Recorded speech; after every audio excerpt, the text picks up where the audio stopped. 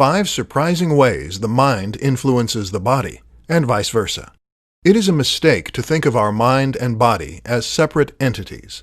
The reality is that we are holistic machines, and that no aspect of our psychology, physiology, or biology can exist independently of the rest. Your mood is tied to your physiology, and your physiology is tied to your mood. This is part of what makes the mind so powerful. It controls not only our thoughts, but also our body. Here are some surprising examples. 1. Your mind can boost your immune system. If you are positive, jolly, and surrounded by people who love you, then you are actually more likely to overcome illnesses. It turns out that stress suppresses the immune system, whereas happiness hormones can reinforce it. 2. Stress changes your children.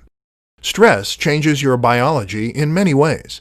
It can even change the way that certain genes are expressed, and that means you can pass those changes on to your children. Surprisingly, if you are very stressed when you conceive, your children are actually less likely to be stressed in life. 3.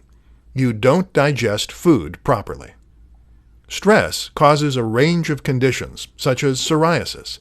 But did you know it also prevents you from properly digesting your food? This can actually lead to malnutrition, even if you are eating properly. 4. Your gut changes your mood. So your mood changes the way your gut behaves. But did you know that this relationship is a two-way street? You see, your gut contains nearly as many neurons as your brain, and the tiny bacteria that live there actually produce neurotransmitters that can affect your mood. This is why the gut is sometimes referred to as the second brain. 5. Embodied cognition.